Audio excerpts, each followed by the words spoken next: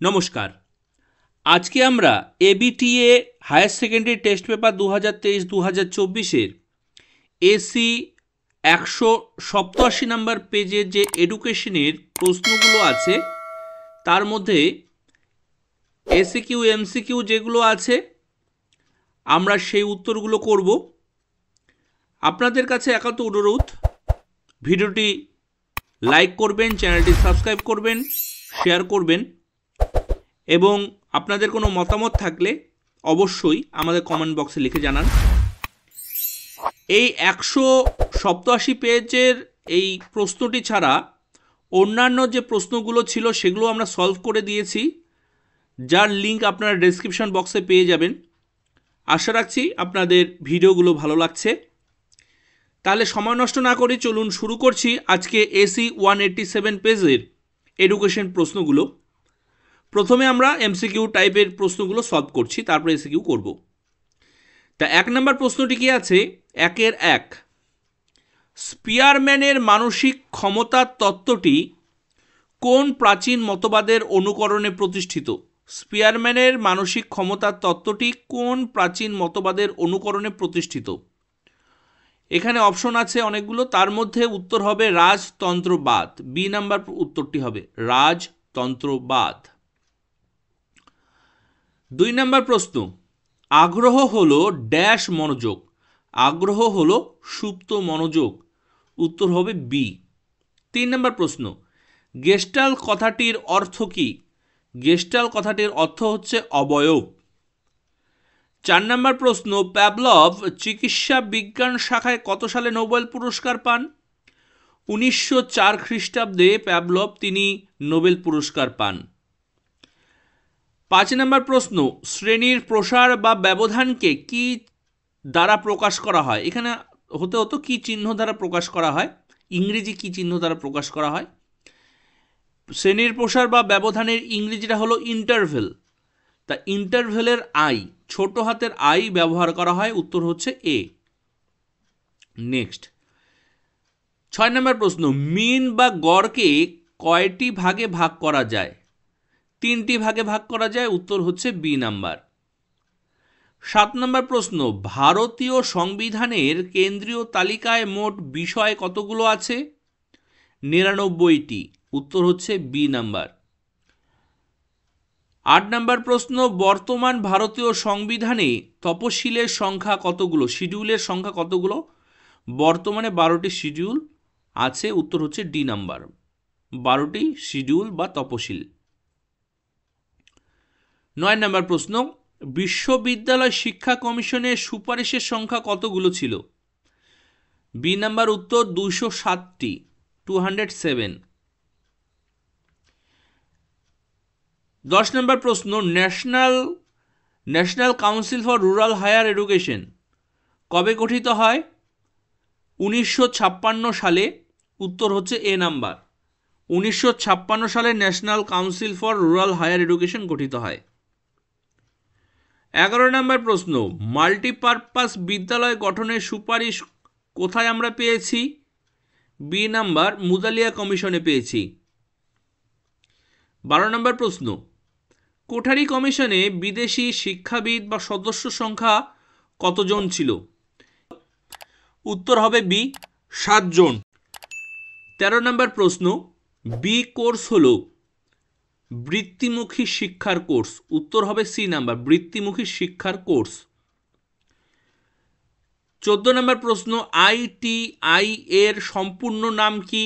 ITI এর সম্পূর্ণ নাম হচ্ছে industrial training institute. Industrial training institute. উত্তর ডি নাম্বার। 15 নম্বর প্রশ্ন, কোঠারি কমিশনে কয়টি ভাগে বিভক্ত? কোঠারি কমিশন 4টি ভাগে বিভক্ত। 16 নম্বর প্রশ্ন, এনএসএস এর সম্পূর্ণ কথাটি কি? উত্তর হচ্ছে B number, national service scheme. National service scheme, NSS এর ফুল ফর্ম। নেক্সট 17 নম্বর প্রশ্ন, 1986 এর জাতীয় শিক্ষানীতির কয়টি অংশে বিভক্ত? 12টি অংশে বিভক্ত। 1986 জাতীয় শিক্ষানীতি কয়টি অংশে বা অংশের জায়গায় যদি অধ্যায় থাকতো, 1986 জাতীয় শিক্ষানীতি কয়টা অধ্যায় বিভক্ত? 12টি অধ্যায় বিভক্ত বা 12টি অংশে বিভক্ত। 18 নম্বর প্রশ্ন, ভারতের জাতীয় শিক্ষা সংস্থা কোনটি? ভারতের জাতীয় শিক্ষা সংস্থা কোনটি? উত্তর হচ্ছে এ নাম্বার, ACTE। ACTE হচ্ছে ভারতের জাতীয় শিক্ষা সংস্থা। 19 নম্বর প্রশ্ন, ব্রেল পড়ার নিয়ম কি? ব্রেল পড়া কিভাবে ব্রেল পড়তে হয়? বাম দিক থেকে ডান দিকে ব্রেল পড়া হয়। উত্তর হচ্ছে বি নাম্বার। 20 নম্বর প্রশ্ন, আমাদের দেশে কোন দিনটিকে প্রতিবন্ধী দিবস হিসেবে পালিত বা পালন করা হয়? 15ই মার্চ। আমাদের দেশে কোন দিনটিকে প্রতিবন্ধী দিবস হিসেবে পালন করা হয়? 15ই মার্চ। 21 নম্বর প্রশ্ন, জাতীয় সাক্ষরতা মিশন কোন প্রধানমন্ত্রী উদ্ঘাটন করেছিল? জাতীয় সাক্ষরতা মিশন কোন প্রধানমন্ত্রী উদ্ঘাটন করেছিল? রাজীব গান্ধী। উত্তর বি নাম্বার, রাজীব গান্ধী তিনি জাতীয় সাক্ষরতা মিশন উদ্ঘাটন করেছিলেন। 22 নম্বর প্রশ্ন, সর্বশিক্ষা অভিযান প্রকল্প কত বছরের ছিল? 10 বছরের। 10 বছরের জন্য সর্বশিক্ষা অভিযান প্রকল্প চালু করা হয়েছিল। 23 নম্বর প্রশ্ন, আন্তর্জাতিক শিক্ষা সম্মেলনটি কি শিরোনামে প্রকাশিত হয়েছিল?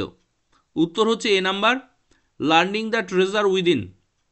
Learning the treasure within. MCQ এর শেষ প্রশ্ন 24, নিম্ন পর্যায়ের ভাষার দুটি সংখ্যা হলো? নিম্ন পর্যায়ের ভাষার দুটি সংখ্যা হচ্ছে, উত্তর হচ্ছে সি। এটা কিন্তু ও নয়, এটা কিন্তু 0 আর 1 দিয়ে কম্পিউটার ল্যাঙ্গুয়েজ, 0 ও 1। এখানে আমরা ওই জন্য বোঝার জন্য 0 আর 1 দিয়ে কম্পিউটারের ভাষা, নিম্ন পর্যায়ের ভাষা 0, 1। এখানে এমসিকিউ শেষ হলো। এবার যে এসিকিউ টাইপের প্রশ্নগুলো আছে, এই এসিকিউ টাইপের প্রশ্নগুলো আমরা যেভাবে দিচ্ছিলাম লিখে লিখে সেইভাবেই আমরা দিচ্ছি। তাহলে চলুন শুরু করছি। আজকের 2 নাম্বার, নিম্নলিখিত প্রশ্নগুলোর অতি সংক্ষিপ্ত উত্তর দাও, বিকল্প প্রশ্নগুলো লক্ষণীয়। 2 নাম্বারের 1-এর এসিকিউ টাইপের প্রশ্নটির উত্তর আমরা এখানে লিখে দেইনি। KKW স্কুল কি? যত সম্ভব KKW স্কুল কোহলার, কোফকা এবং ওয়ার্দিমার গেস্টাল তত্ত্ব বা ইনসাইটফুল লার্নিং, অন্তর্দৃষ্টিমূলক শিখনে যে 3জন শিক্ষাবিদদের কথা আমরা শুনেছিলাম, জেনেছিলাম, কোহলার, কোফকা এবং ওয়ার্দিমার, যত সম্ভব তাদের নাম অনুসারেই KKW স্কুল নাম রাখা আছে। আমি শিওর নই। এটার উত্তর যদি আপনাদের জানা থাকে অবশ্যই আমাদের কমেন্ট বক্সে লিখে জানাবেন। আমরা 2 নাম্বার থেকে শুরু করছি। এ ও বি বুদ্ধির কথা কোন মনোবিদ বলেছেন? মনোবিদ হেভ এ এবং বি বুদ্ধির কথা বলেছেন। আমরা একটু এক্সট্রা দিয়ে দিয়েছি বোঝার জন্য। এ বুদ্ধি হচ্ছে জন্মগত বুদ্ধি, আর বি বুদ্ধি হচ্ছে প্রকাশমান বা বিকাশশীল বুদ্ধি। 2-এর অথবা, ইলেকট্রিক থিওরি তত্ত্বের প্রবক্তাকে? মনোবিদ স্পিয়ারম্যান। স্পিয়ারম্যানের দ্বি-উপাদান তত্ত্ব। 3 নম্বর, শক্তিদায়ক সত্তা কয়টি ভাগ ও কি কি? 2টি ভাগ, একটা ধনাত্মক ও ঋণাত্মক, দ্বিতীয়টি হচ্ছে ঋণাত্মক। একটি হলো ধনাত্মক আর দ্বিতীয়টি হচ্ছে ঋণাত্মক। 4 নম্বর প্রশ্ন, বিন্যস্ত তথ্য ও গ্রুপড ডাটা কি? সংগৃহীত প্রাথমিক রাশি তথ্যকে সংক্ষিপ্ত করার জন্য ও হিসেবের সুবিধার জন্য যখন সারণীর আকারে ঊর্ধ্বক্রম অথবা অধক্রমে অনেকগুলো দলে ভাগ করা হয় তখন তাকে শ্রেণীবদ্ধ রাশি তথ্য বলে। 4-এর অথবায় 7, 7, 9, 7, 7, 0, 9, 4, 8, 9 রাশিমালার মোট কত? আমরা এর আগে বলেছিলাম রাশিমালার যে সংখ্যাটি অধিকবার ব্যবহৃত হবে সেই সংখ্যাটি হবে নির্ণেয় মোট। এখানে যেহেতু 7 অধিকবার আছে সেহেতু এখানে নির্ণেয় মোট হচ্ছে 7। ধরুন এখানে 9 3টি আছে আর 7 আছে 4টি, সেই জন্য 7-এর সংখ্যা বেশি, সেই জন্য উত্তর হলো 7। যদি 7ও থাকতো 3টি, 9ও থাকতো 3টি, তাহলে এখানে কিন্তু নির্ণয় মোট 7 এবং 9 দুটোই লিখতে হতো। এটা কিন্তু মাথায় রাখবেন। এখানে 9 দেখতে পাচ্ছেন 3টি আছে, 7 আছে 4টি। 7 যেহেতু আমরা 4টি পেয়েই গেছি, তাহলে এখানে উত্তর হচ্ছে 7। কিন্তু ধরুন এখানে একটি 7 যদি কম থাকতো, তাহলে 7 থাকতো 3টি, 9ও থাকতো 3টি, তাহলে নির্ণয় মোট কিন্তু 7 এবং 9 দুটোকেই লিখতে হতো। এই ক্ষেত্রে আমরা 7 লিখব। 5 নম্বর প্রশ্ন, সংবিধানের 45 নম্বর ধারায় কি বলা হয়েছে? ভারতীয় সংবিধানের 45 নম্বর ধারায় বলা হয়েছে যে সংবিধান কার্যকরী হওয়ার 10 বছরের মধ্যে রাষ্ট্র 14 বছর বয়স্ক পর্যন্ত দেশের সকল শিশুদের জন্য অবৈতনিক ও বাধ্যতামূলক শিক্ষাদানের ব্যবস্থা করবে। 6 থেকে 14 বছর বয়স পর্যন্ত যেসব শিশুরা আছে তাদের সংবিধান চালু হওয়ার 10 বছর, মানে সংবিধান চালু হয়েছে 1950 সালে, 1960 সালের মধ্যে সবাই যাতে অবৈতনিক বাধ্যতামূলক মানে প্রাথমিক শিক্ষাটা গ্রহণ করতে পারে তার ব্যবস্থা করার কথা বলা হয়েছে। 6 নম্বর প্রশ্ন, PLATO এর সম্পূর্ণ নাম কি? Programmed logic for automatic teaching operation.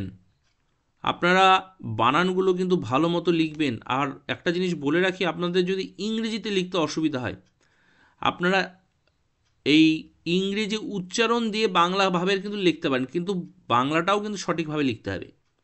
এই যে programmed logic for automatic teaching operation, এটা কিন্তু টোটাল বানান লিখবেন বাংলায়, উচ্চারণটা থাকবে ইংরেজিতে। যদি আমাদের ইংরেজিতে লিখতে না পারেন, ইংরেজিতে যদি লিখতে পারেন তো খুবই ভালো, যদি না লিখতে পারেন তাহলে কিন্তু ছেড়ে আসবেন না। কি করবেন, এই উচ্চারণটাই বাংলা দিয়ে লিখে দিবেন। 6 অথবা র্যাম ও রম এ দুটি পার্থক্য লেখো। র্যাম হলো র্যাম হচ্ছে অস্থায়ী স্মৃতি এবং রম হচ্ছে স্থায়ী স্মৃতি।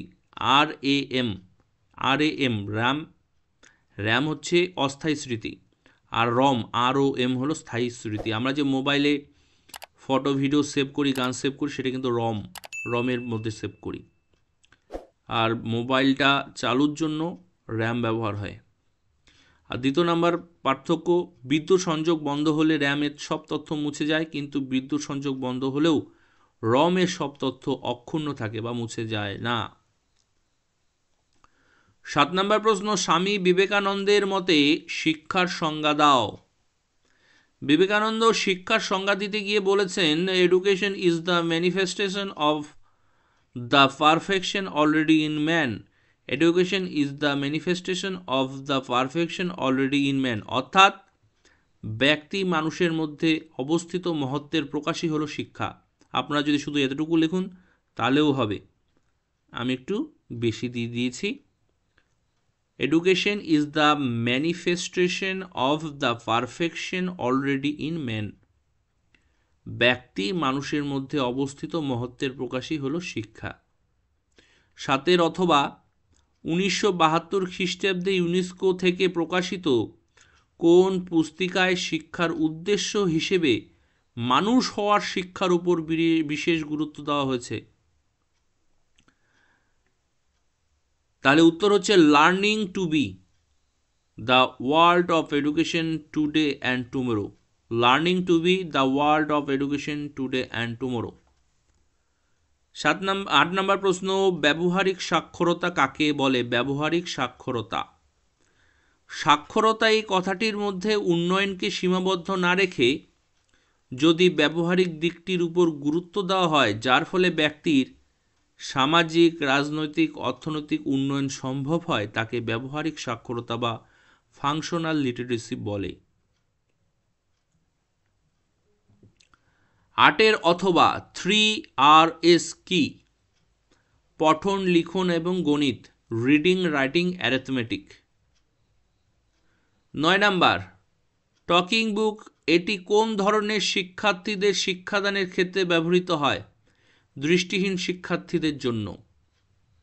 10 নাম্বার, আইনগত দৃষ্টিহীন কাদের বলা হয়? এই নাম্বারটি হলো মেন। এই যে এখানে যে নাম্বারটা 20/100, 20/200, 1/20, এই নাম্বারটা কিন্তু ভুল করবেন না, এই নাম্বারটাই হলো মেন। আইনগত দৃষ্টিহীন কাদের বলা হয়? যে সকল দৃষ্টিহীনদের উভয় চোখের ভিজুয়াল অ্যাকুইটি 20/200 এর বেশি নয় বা দৃষ্টির ক্ষেত্রে 20 ডিগ্রির কম, তাদেরকে আইনত দৃষ্টিহীন বলা হয়। এদের দর্শনজনিত তীক্ষ্ণতা 1/20 এর কম হয়। 11 নম্বর প্রশ্ন, ECCE সম্পূর্ণ নাম কি? Early childhood care and education. Early childhood care and education. 12 নম্বর প্রশ্ন, 1986 সালের জাতীয় শিক্ষানীতি কি শিরোনামে প্রকাশিত হয়? Challenge of education A policy perspective. Challenge of education A policy perspective. 12 অথবা SCERT এর পুরো নাম কি? State council of educational research and training. State council of educational research and training. 13 নম্বর প্রশ্ন, চাকুরি থেকে ডিগ্রিকে বিচ্ছিন্নকরণ বলতে কি বোঝো? এখানে আমরা একটু বড় করে দিয়েছি, আপনারা ছোট করেও লিখতে পারেন বুঝে। তাহলে চাকরি থেকে ডিগ্রিকে বিচ্ছিন্নকরণ বলতে কি বোঝায়? NPE 1986-তে বলা হয়, কোনো ব্যক্তির কোনো বিষয়ে কতটা জ্ঞান বা দক্ষতা আছে তা ডিগ্রি দেখে বলা সম্ভব নয়, কারণ ডিগ্রি তো কেউ কিনতেও পারে। সুতরাং চাকুরির ক্ষেত্রে ডিগ্রি দেখে নিয়োগ করা উচিত নয়। এখানে একটু স্পেলিংটি দেখে নেবেন, নিয়োগের স্পেলিংটি। তা ডিগ্রি দেখে নিয়োগ করা উচিত নয়। নির্দিষ্ট কতগুলো চাকরির ক্ষেত্রে নিয়োগকর্তারা প্রয়োজন মতো ওই বিষয়ের উপর পরীক্ষা নেবেন এবং নিয়োগকর্তা নিজেই উপযুক্ত ব্যক্তিকে বেছে নেবেন। এর জন্য কলেজ বা বিশ্ববিদ্যালয়ের ডিগ্রি কোনো প্রয়োজন নেই। তাই এই সমস্ত চাকরির ক্ষেত্রে চাকরি ও ডিগ্রির মধ্যে সম্পর্ক বিচ্ছিন্ন করা দরকার। এখন যেমন হয়, ডিগ্রি এমন শুধুমাত্র একটি নির্ণায়ক ভূমিকা পালন করে, কিন্তু আমাদের পরীক্ষা দিতে হয়। পরীক্ষা দিয়ে নাম্বারের ভিত্তিতে, ইন্টারভিউয়ের ভিত্তিতে কিন্তু কেউ চাকরিতে যোগদান করছে। নেক্সট 14 নম্বর প্রশ্ন, স্কুল কমপ্লেক্স কি? কোঠারি কমিশনের প্রস্তাবে একই অঞ্চলে পাশাপাশি কিছু সংখ্যক স্কুল নিয়ে যে জোট গড়ার কথা বলা হয় তাকেই স্কুল গুচ্ছ বলা হয় বা স্কুল কমপ্লেক্স বলে। এই স্কুল গুচ্ছের অন্তর্ভুক্ত ছিল নিম্ন প্রাথমিক, উচ্চ প্রাথমিক এবং মাধ্যমিক স্কুল সমূহ। 15 নম্বর প্রশ্ন, পশ্চিমবঙ্গে অবস্থিত একটি কেন্দ্রীয় বিশ্ববিদ্যালয়ের নাম লেখো। কেন্দ্রীয় বিশ্ববিদ্যালয়, বিশ্বভারতী বিশ্ববিদ্যালয় হলো পশ্চিমবঙ্গের একটি কেন্দ্রীয় বিশ্ববিদ্যালয়, বিশ্বভারতী বিদ্যালয়। 15 অথবা কোঠারি কমিশনের মতে শিক্ষার কারণটি কি ছিল? তাহলে কোঠারি কমিশনের মতে শিক্ষার কারণটি কি ছিল? তাহলে শিক্ষার কারণ, এখানে উত্তরটি ভুল হয়ে গেছে। যত সম্ভব কোঠারি কমিশনের যে ভাগটি, এই ভাগটি কি ছিল সেটি আছে, যে 10+2+3+2 এই ভাগটি ছিল কোঠারি কমিশন। একটু প্রশ্নটা আপনারা একটু দেখে নেবেন। কোঠারি কমিশনের মধ্যে শিক্ষার কারণটি কি ছিল তা দেখাও, এটা যত সম্ভব ভুল এখানে প্রশ্ন হয়ে গেছে। টেস্ট পেপারটি আপনারা একটু দেখে নেবেন এই প্রশ্নটি। আর এই যে উত্তরটা দেওয়া আছে সেই উত্তরটা হচ্ছে কোঠারি কমিশনের যে ভাগটি কি ছিল, যে স্তর ভাগটি, তাহলে ক্লাস 10+2 উচ্চ মাধ্যমিক +3 কলেজ +2 হলো বিশ্ববিদ্যালয়। এই প্রশ্নটা একটু দেখে নেবেন, হ্যাঁ, যত সম্ভব ভুল লিখেছি। 16 নম্বর প্রশ্ন, কাসা দাই বাম্বিনি এর অর্থ কি? কাসা দাই বাম্বিনি এর অর্থ কি? শিশুদের জন্য গৃহ বা শিশু নিকেতন। 16 অথবা ডাইডাকটিক অপারেটর কি? ডাইডাকটিক অপারেটর কি? কাসা দাই বাম্বিনি বা মন্তেশ্বরী নামক শিক্ষা প্রতিষ্ঠানে শিশুদের ইন্দ্রিয়ের মাধ্যমে পর্যাপ্ত জ্ঞান আহরণের কৌশল প্রশিক্ষণের জন্য বিশেষ শিক্ষা দেওয়া হতো। এছাড়া বেশ কিছু যান্ত্রিক কৌশলের মাধ্যমে শিক্ষাদান করা হতো। এই যান্ত্রিক কৌশলকেই একত্রে ডাইডাক্টিক অপারেটর বলা হয়ে থাকে। তাহলে এসি 187-এর যে প্রশ্নগুলো ছিল, সংক্ষিপ্ত প্রশ্ন এবং এমসিকিউ প্রশ্ন, সেগুলো আমরা এখানে সম্পূর্ণ দিলাম এবং শেষ করলাম। আপনাদের কাছে অনুরোধ, ভিডিওটি লাইক শেয়ার করবেন এবং চ্যানেলটিকে অবশ্যই সাবস্ক্রাইব করবেন এবং আপনারা ডেসক্রিপশন বক্সটিও খেয়াল রাখবেন, অনেক সময় কিছু ভুল হলে আমরা সেখানে সঠিক করে দেই। তাহলে অন্যান্য ভিডিওর লিঙ্কগুলো আমাদের ডেসক্রিপশন বক্সে পেয়ে যাবেন, সেখান থেকে অন্যান্য ভিডিওতেও আপনারা ডাইরেক্ট সেখান থেকে খুঁজে পাবেন। তাহলে চলুন এই ভিডিওটি এখানে শেষ করছি। সবাই ভালো থাকবেন, সুস্থ থাকবেন।